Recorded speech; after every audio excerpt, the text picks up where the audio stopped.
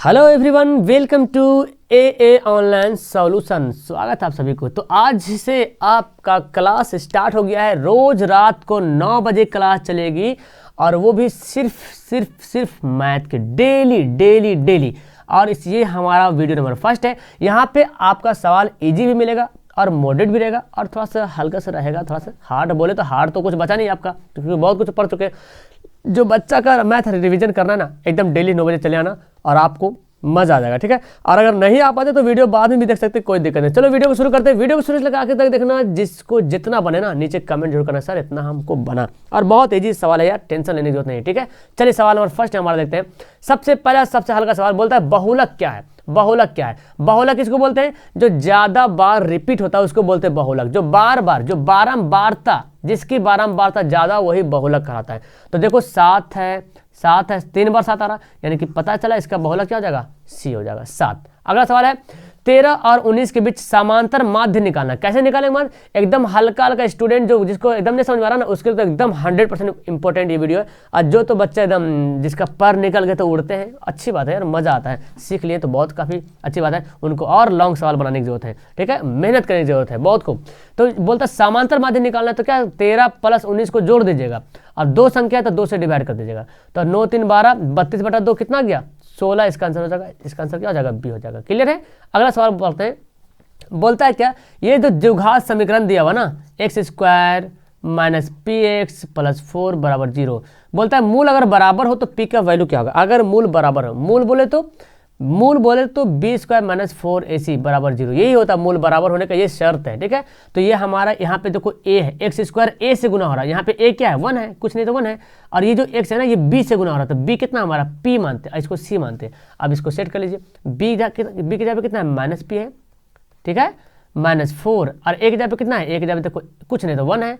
और c की जगह पे कितना है? 4 है, ओके। तो p² - 4, 4 चौक 16 कर दो यहाँ पे डायरेक्ट 0।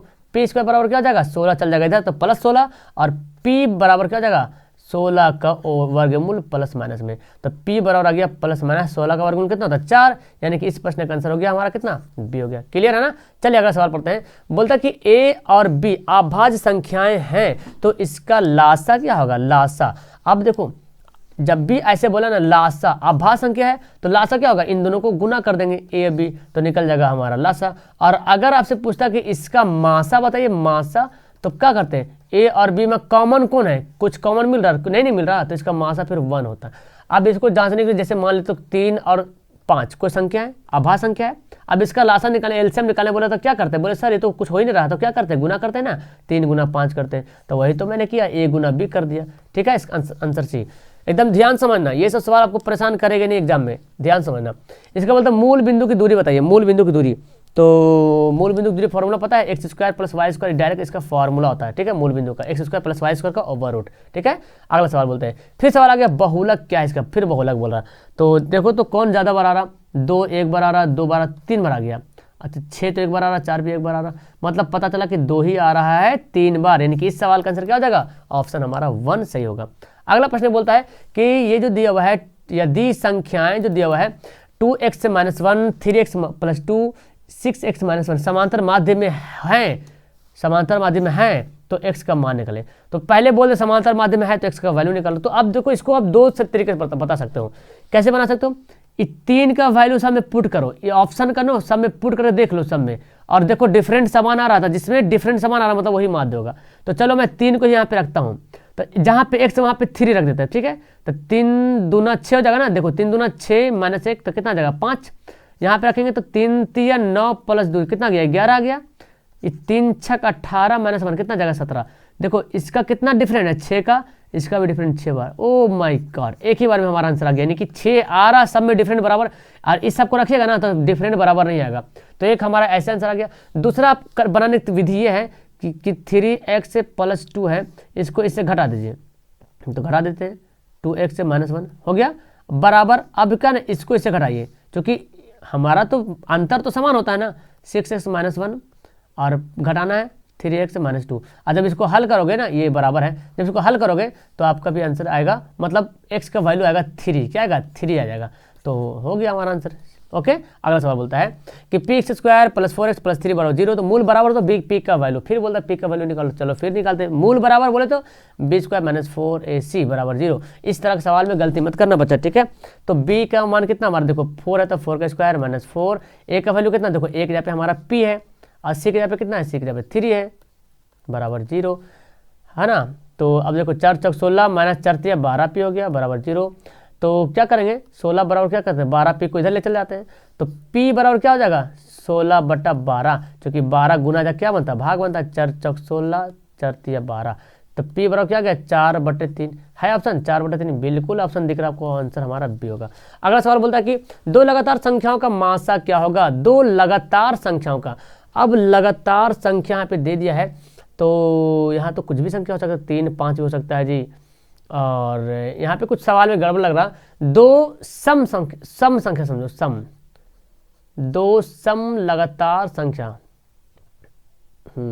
दो सम लेते हैं, ठीक है। सम संख्या देखो, सम संख्या लीजिए तो अलग सवाल बन जाएगा और विषम संख्या लेंगे तो अलग बन जाएगा। तो यहाँ पे सवाल मिस्टेक है। दो सम संख्या, दो लगातार सम संख्या, दो लगातार सम संख्याओं का मासा। तो सम संख्या ले लेते हैं, 10 लेते हैं या फिर 12 लेते हैं। इसका एलसीएम निकालेंगे, मासा बोले तो एचसीएफ निकालेंगे, तो कितना है, कॉमन कितना निकलेगा, 2 ही कॉमन निकलेगा ना। तो इसका आंसर फिर क्या होगा, 2, अगर आप लेते हैं सम संख्या तो। और अगर विषम संख्या लेते हैं, जैसे कि 3 और 4 ले लिए, अब इसका निकलता है मासा, तो इसका तो फिर 1 हो जाएगा। तो विषम संख्या रहेगा तो 1 होगा और सम रहेगा तो 2 होगा, ठीक है। फिलहाल इसका आंसर यहाँ पे आपके हिसाब से है। मूल बिंदु की दूरी फिर बोल रहा, अब अभी तो फॉर्मूला पढ़े x square plus y square, ये तो मूल बिंदु का फॉर्मूला।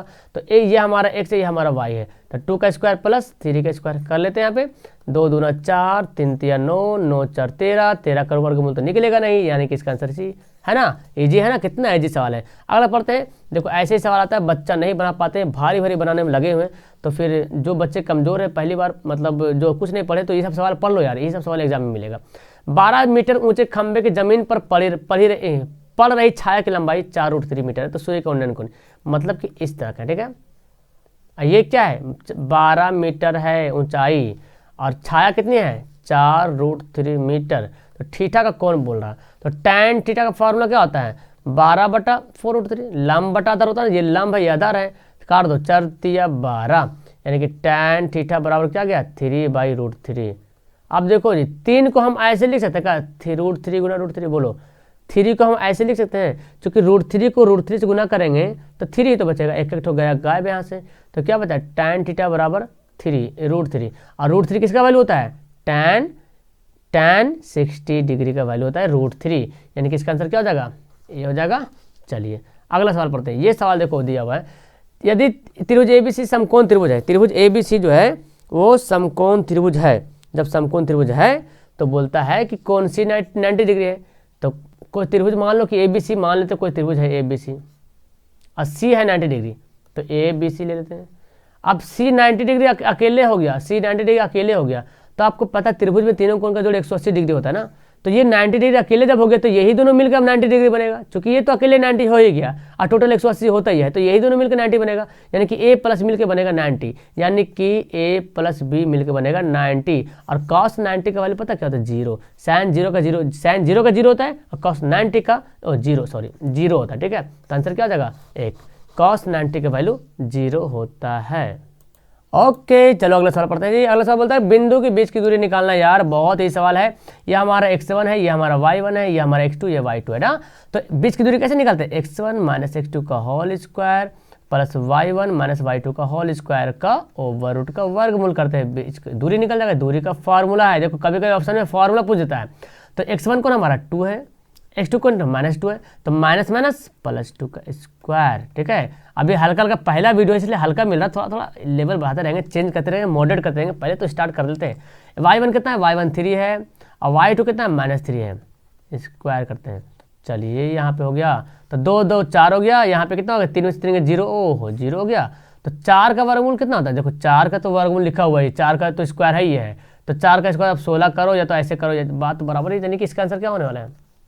इसमें कोई दिक्कत तो नहीं है ना, इसमें तो सुन रहे हैं ना आप लोग, इसमें कोई दिक्कत तो नहीं है। चलिए अगला सवाल बोलते हैं। ये सवाल है जी, बेलन के शंकु के आधार की त्रिज्याएं दिया हुआ है।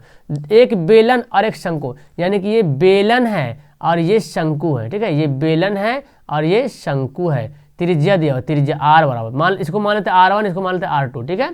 तथा ऊंचाई दिया हुआ है, ये h1 मान लेते, ये h2 मान लेते। तो h1 किसको है, बेलन वाला है, ये बेलन वाला है, ये शंकु वाला, ठीक है। बेलन शंकु का आयतन का अनुपात निकल। अब आयतन कैसे निकालते हैं,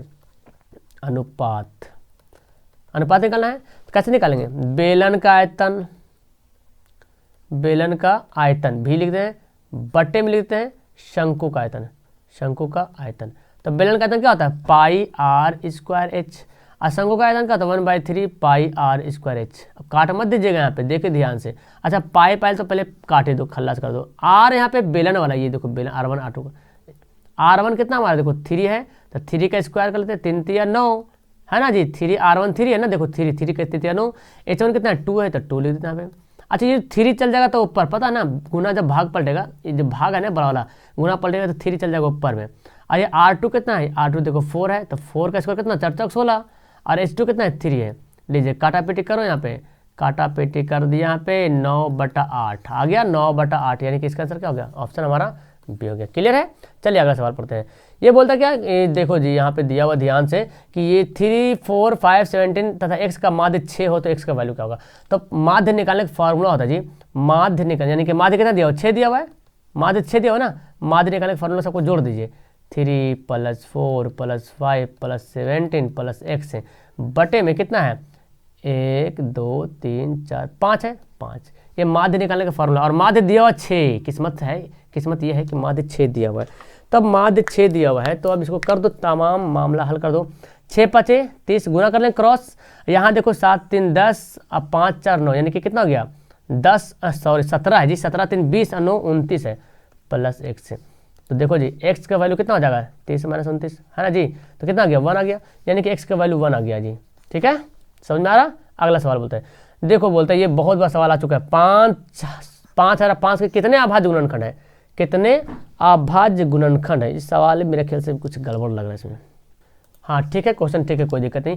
तो देखो इसको एक्चुअली करना क्या है, 5005 अभाज्य वाला गुणनखंड तो है ही, लेकिन अभाज्य वाला गुणनखंड हमको देखना है। तो पहले 5 से काटते हैं, 5 0 0, ऐसे तो करने आता है, एकदम शुरू से पढ़ते आ रहे हैं। इसको काटते 11 से 11 99 11 का 11, 7 से काटते 13 से 93। तो देखो 5 भी अभाज्य है, 11 भी अभाज्य है, 7 भी अभाज्य है, 13 भी अभाज्य, सब सब क्या है अभाज्य है, यानी कि चारों क्या है अभाज्य, यानी कि इस सवाल का आंसर क्या हो जाएगा बी हो जाएगा। 4 पीस है, बोला कितने हैं 4 हो गया। अगला सवाल बोलता है, यहाँ पे देखो माय गॉड, यहाँ पे आ गया आपका फॉर्मूला। अच्छा ये जो ना 1 + tan स्क्वायर लिखा हुआ है बच्चा, ठीक है, और 1 + cot स्क्वायर लिखा हुआ है। अब देखो 1 + tan स्क्वायर फॉर्मूला क्या होता है, सेक स्क्वायर ए होता है। आपको फॉर्मूला तो पता होना चाहिए ना, 1 + cot स्क्वायर क्या होता है, कौशिक स्क्वायर ए होता है। ठीक है, सॉरी कौशिक नहीं tan होता है, तो उल्टा बोल रहे हैं। ठीक है सॉरी, एक मिनट। 1 + tan क्या होता है, सेक स्क्वायर ए होता है, और 1 + cot क्या होता है, कौशिक स्क्वायर ए होता है। ठीक है, अब क्या करते हैं, देखो सेक को मैं क्या लिख सकता हूँ, सेक को मैं लिख सकता हूँ 1/cos स्क्वायर है, और cos सेक को क्या लिख सकता हूँ 1/sin स्क्वायर है। ठीक है, अब जो बड़ा वाला भाग है ना, भाग को गुना में पलट दो, तो 1/cos square A Guna sin square A by 1। तो देखो क्या बचा यहाँ पे बच रहा है ये sin स्क्वायर ए बटा cos स्क्वायर ए। तो इसको जब कर लेंगे तो क्या हो जाएगा, तो इसको तोड़ देते हैं तो क्या होगा, देखो sin स्क्वायर cos स्क्वायर क्या होता है, tan स्क्वायर होता है। क्या होता है जी tan स्क्वायर, यानी कि इस सवाल का आंसर हो जाएगा ऑप्शन हमारा डी हो जाएगा, tan स्क्वायर। क्लियर है, चलिए समझ आ रहा। अगला सवाल पढ़ते हैं जी। ये देखो बोलता है, एक घड़ी की मिनट की सुई 21 सेंटीमीटर लंबी है, इसके द्वारा 10 मिनट में रचित क्षेत्रफल। तो घड़ी की सुई ऐसे वृत्त टाइप का रहेगा। अब घड़ी की सुई मान लेते ये है, मिनट वाला सुई, क्या बोला मिनट वाला। आप मुझे बताओ घड़ी की सुई एक बार घूमेगा तो कितना टाइम लगेगा, 60 मिनट टाइम लगा देगा ना, एक चक्कर लगाने में 60 मिनट टाइम ले लेगा। तो 60 मिनट में घड़ी 360 डिग्री का कौन बना देगी, पता है। जब एक चक्कर लगा देगी घड़ी, यहाँ से घूम लेगी, तो 60 मिनट होगा तो पूरा 1 घंटा घूम लेगी।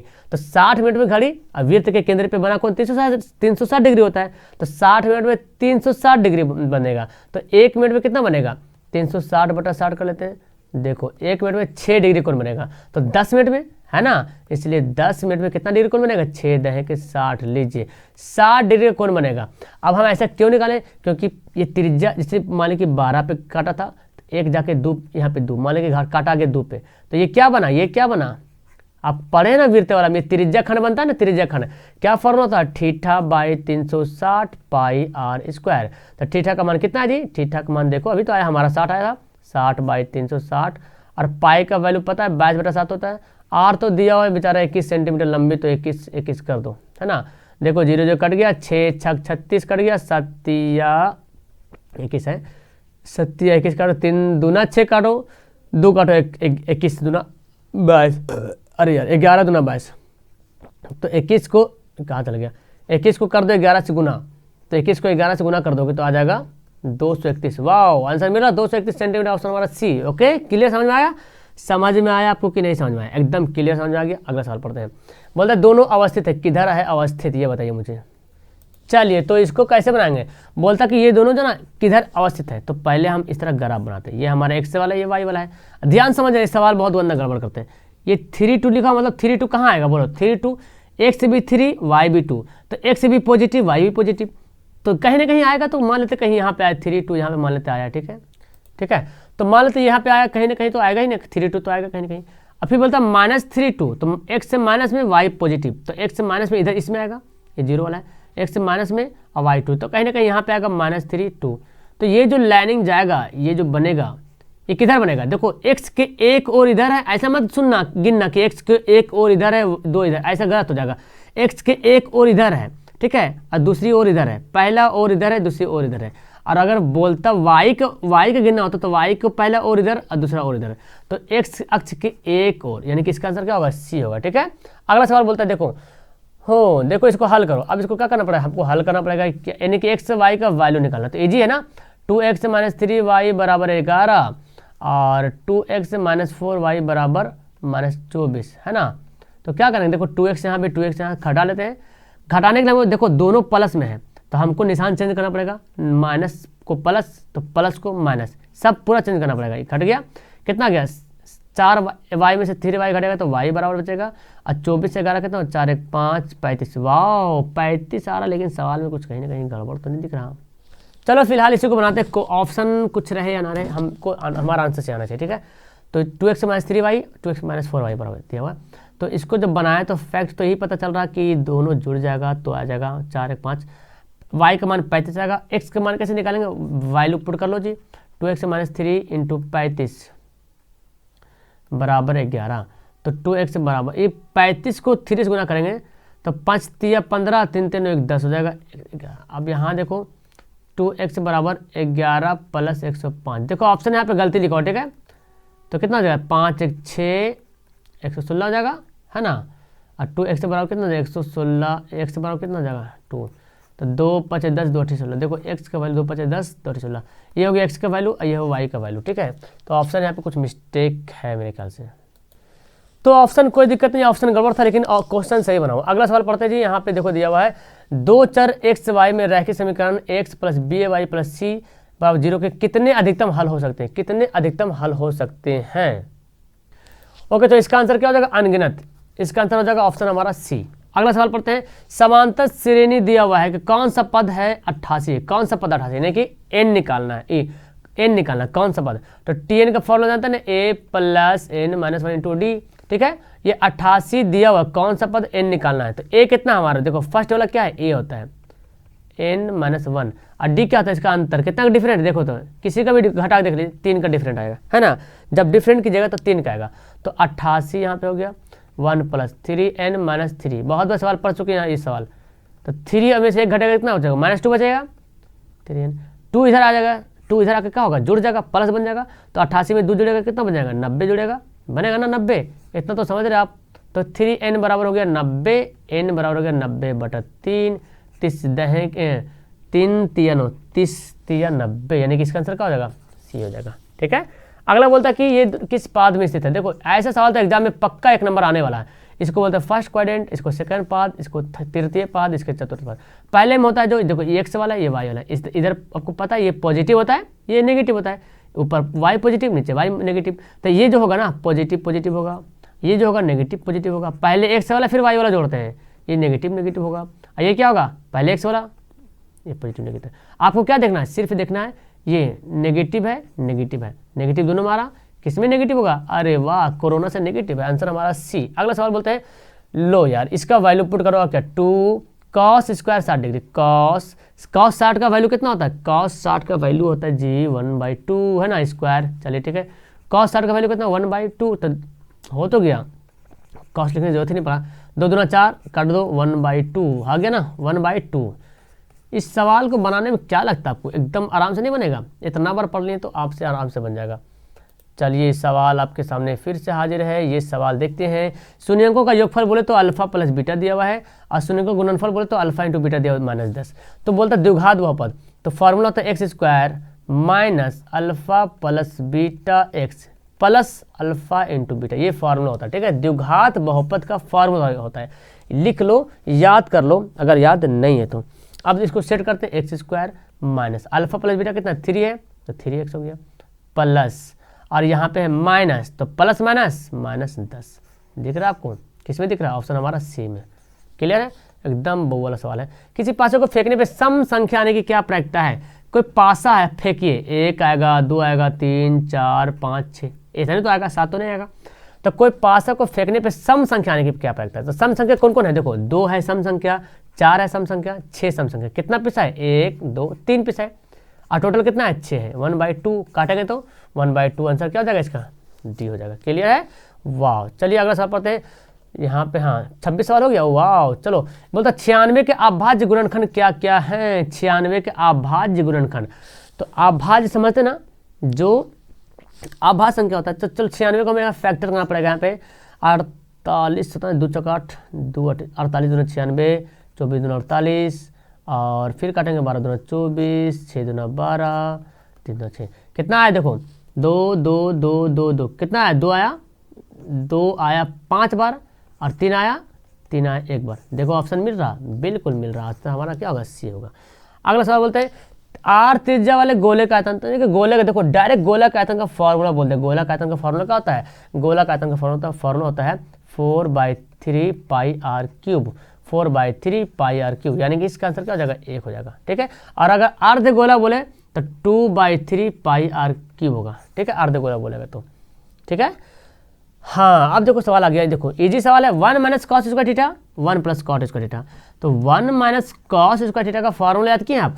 1 - cos स्क्वायर थीटा का फॉर्मूला होता है sin स्क्वायर थीटा, और 1 + cot स्क्वायर थीटा तो अभी तो पढ़े थे, 1 + cot स्क्वायर होता है cosec स्क्वायर थीटा। और आप पढ़े हैं जी sin theta into cosec theta क्या होता है? 1 स्क्वायर, तो स्क्वायर कर दो, 1 का स्क्वायर 1 ही होगा, यानी कि इसका आंसर क्या हो जाएगा? डी हो जाएगा। आंसर हमारा डी। क्लियर है? और है आपका आखिरी सवाल। यहाँ पे बोलता है क्या कि चित्र में, अच्छा चित्र यहाँ पे बनाना पड़ेगा। ये लीजिए, चित्र में बनाता हूँ। ए है, बी है, सी है, BC समांतर डी है, ऐसे दिया हुआ BC समांतर डी। तो AD अनुपात AE, AD अनुपात AE बराबर AE अनुपात X। यहाँ पे कुछ नहीं पता चल रहा। तो देखो AD अनुपात AB, AD लिया तो फिर ऐसे क्या लिया? AB लिया, है ना। ध्यान से देखिएगा इस बात को। मैं इसको बैठाता हूँ जो फालतू वाला है। चल जाओ सिमसिम, यहाँ से मिट जाओ यार, तुम कहाँ चल रही है? अरे मिट जाओ यार, रुस गए क्या? देखो, तो ये इसको पैटर्न समझना पड़ेगा। पैटर्न क्या बोलता है? AD अनुपात को हम बटा भी लिख सकते हैं, अनुपात AB। तो देखो पहले AD बोला, उसके बाद क्या बोला? AB बोला। पहले इधर वाला लिया, फिर इधर वाला लिया। तो जिस रूल इधर से चल रहे हैं ना, वही रूल इधर चलेंगे। तो पहले AD और फिर बड़ा से AB, तो इधर लेंगे AE, और इधर से बड़ा से AC, है ना। इधर से AE, इधर से क्या लेंगे? AC। देखो ना शकल बनाए, देखो इसका छोटा सा आया, फिर बड़ा सा आ गया, इसका छोटा सा आया तो बड़ा सा आ गया। तो क्या दिख रहा है? ये x के बराबर क्या होगा? x जगह पे क्या भरेंगे? AC। x के जगह पे क्या लिखना चाहिए? AC लिखना चाहिए, यानी कि इसका आंसर क्या हो जाएगा? सी हो जाएगा। तो यार मैं आपको 30 सवाल यहाँ पे करा दिया हूँ मज़ेदार से। कैसे लगी आपको मेरी वीडियो? कुछ ना कुछ तो हेल्प हुआ होगा। जो बंदे अब आपको डेली यहाँ पे 9 बजे क्लास मिलेगा। डेली मैथ, साइंस तो डेली पढ़े, सोशल भी डेली पढ़े, मतलब मैथ जो देख रहा हूँ मैं कि मैथ डेली पढ़ाई नहीं हो पा रहा, ऑब्जेक्टिव क्वेश्चन खास करके, तो आपके अच्छे से आपके लिए ऑब्जेक्टिव यहाँ पे लाते रहेंगे, पढ़ाते रहेंगे। मज़ा आया आपको वीडियो देखने में तो लाइक ठोको यार, पहली बात तो शेयर वगैरह कर दो, और सब्सक्राइब तो कर ही लो, आपको बेनिफिट होने वाला। चलो ठीक है, वीडियो को यहाँ पे लास्ट करते हैं। Okay, that's all, thank you everyone, good night.